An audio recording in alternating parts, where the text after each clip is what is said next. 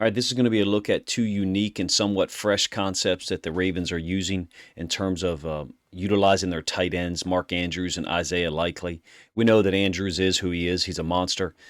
He's going to produce every week if he's given the opportunities. And when he doesn't produce in terms of the numbers, we understand that's going to be because other teams are bracketing him or devoting a lot of coverage assets towards Andrews. Usually that's going to open up other opportunities for receivers, Rashad Bateman, Devin Duvernay, to a lesser extent Likely. Now, Likely hasn't been able to produce as many numbers yet. I believe he's had a 23-yard catch and a 34-yard catch, and I will show you one catch he has here on a shovel pass.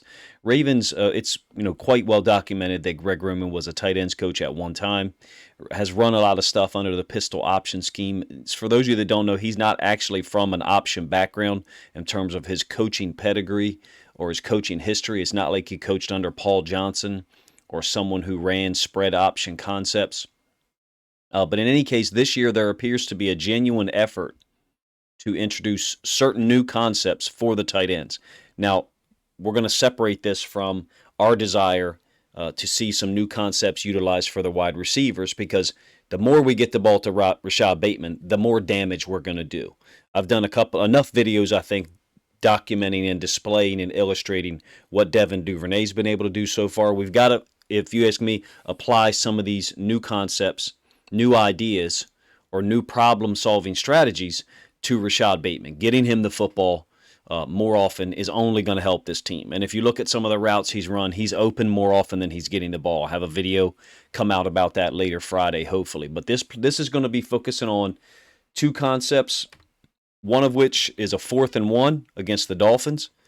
When we're in the shotgun, so the defense perceives a certain threat, not quarterback sneak, and then we run the tight end sneak, which has been used to great extent by the Chiefs with Kelsey and other teams as well. So it was nice to see us kind of advance, some of our usage of Andrews, even though from a certain perspective, it's a little bit too late. What I mean by that is this isn't something we came up on our own. This was just copycat.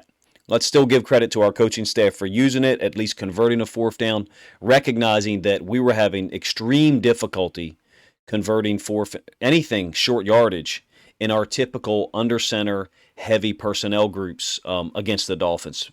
And the Dolphins did a great job in short yardage situation against the Bengals on Thursday night as well. Okay, the next week, week 3, really well-designed shovel pass, if you ask me. Again, similar to some of the stuff that the Chiefs have done, so we're kind of copycatting certain things.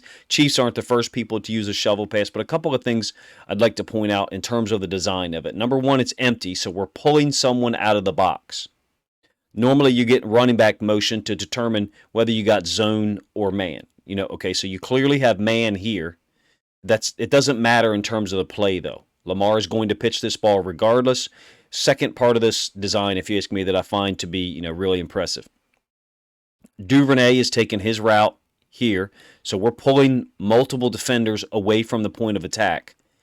And I think man defense is really not the way to go against this Ravens team. We have consistently shown through 3 games the ability to exploit man. Finally, the other element to this that I really like, let me get this one off the screen, is Rashad Bateman's route. He's not trying to win this route. He's not trying to run a route and make himself available.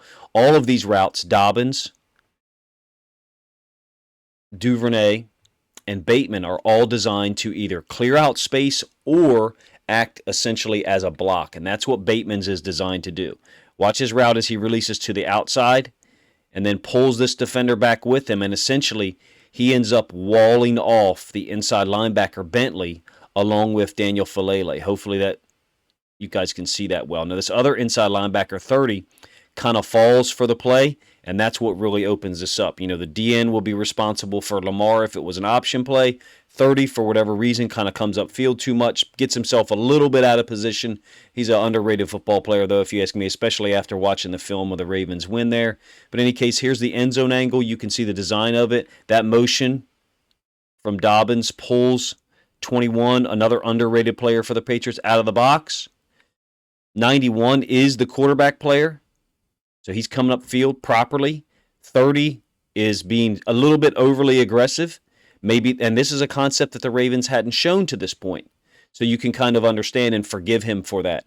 And it gets him a little bit too far upfield. He's unable to make the tackle on Andrews, who's not an easy guy to tackle anyway. There's a lot of situations where Mark Andrews catches balls downfield and is able to break tackles and get some extra yardage. In this case, 30 has moved himself too far upfield. Zeitler, who's pulling from the right guard position, identifies he didn't need to kick out number 30 because 30 had already gone upfield. Now, unbeknownst to Zeitler, Bateman has walled off this inside linebacker, so we didn't, quote, need him being Zeitler, to go upfield. Theoretically, we could have kicked out 30, but that's a read by Zeitler, recognizing, hey, that guy's run himself out of the play. Andrews is going to be tight underneath here, so tight to the wall is what they say, kind of like an old school trap play, even though Andrews was a little bit wider than you would have perceived. That was the end of the second possession. This is the first play of the third possession, the very next possession for us. A little variation of the same concept, a shovel pass off an option play. And the Ravens are doing a lot here that, if you ask me, they deserve credit for. First of all, you've got the motion by Robinson, and then he's coming back the other way, running out into the flats. Second, we're in the pistol, which is generally a run alignment for the Ravens. Okay, so you've got Robinson running out into the flats, slow motion. But one of the things the Ravens had done, even dating back to 2019 with Greg Roman as offensive coordinator, is motion one receiver out into the flats, maybe run a wheel to clear out that space, and then a second receiver, kind of like a Y-hide, run onto that vacated space. Now, in this case, we're doing it from the pistol platform, so Judon thinks he's being read. The formation, the motion, some of those other things that I mentioned, they don't matter to Judon. He just thinks he's being read. Some teams, TJ Watt, Max Crosby in week 1 of 2001, what they will do is they will just run the DN right at Lamar's outside shoulder, maybe a yard outside as their aiming point, to force a give read and make guys like Dobbins, Gus Edwards, in this case, now Mike Davis, Kenyon Drake, J.K. Dobbins, make those guys beat them. All right? Other teams will do the fundamental thing, which is gap exchange it. Let me get the play started. Other teams will run the DN down the line of scrimmage to take away the dive back. What does that force? That forces a keep read by Lamar. And then they'll just scrape exchange the inside linebacker, presuming that Lamar's going to keep it and run on this path. That's the more fundamental way of playing. It's called block down, step down. All right? The Patriots don't do either of those.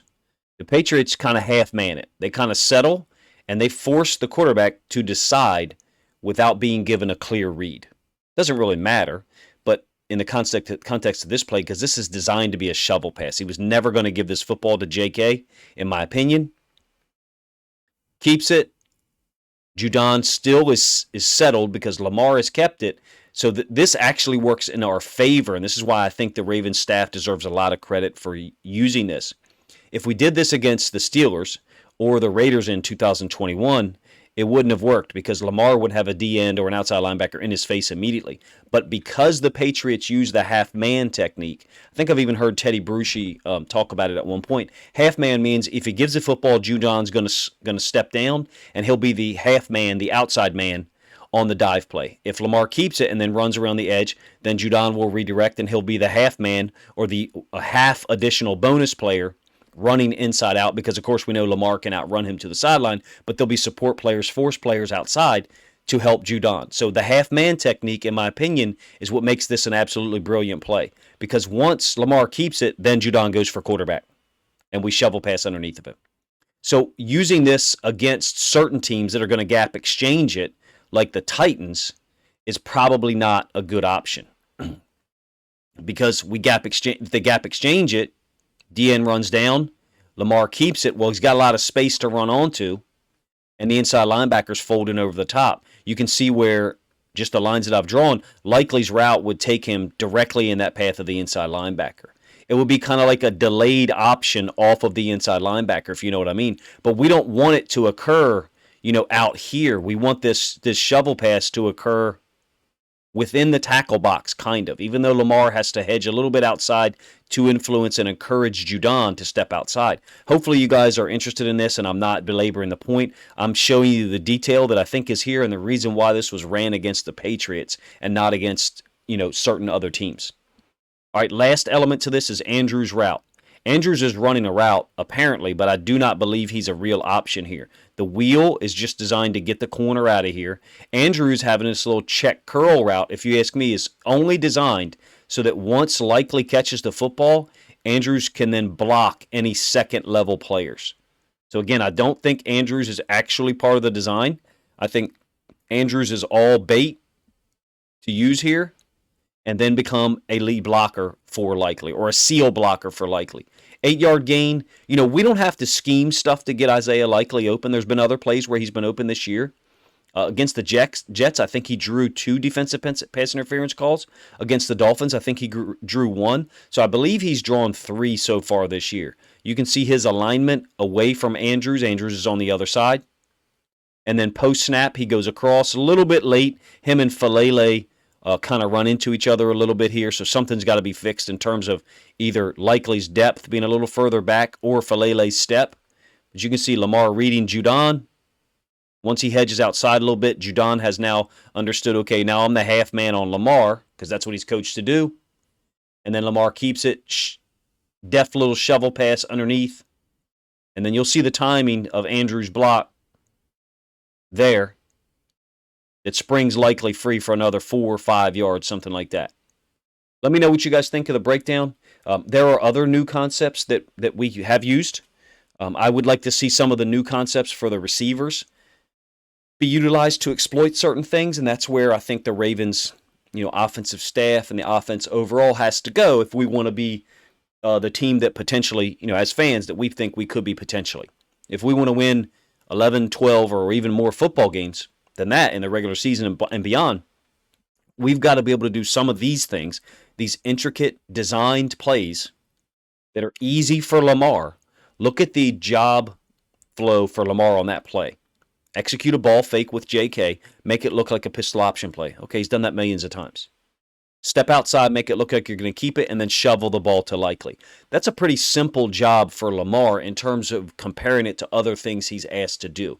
And in my opinion, if the offense wants to go where we need it to be, potentially, to win games against the Bills, the Chiefs, the Dolphins, if we see them again in the playoffs, in order for us to win those games, we're going to have to take some of the onus off of Lamar 10, 12, 15, 20 times a game, be that either through effective run plays, where he's just handing the ball off, or schemed up design plays like this.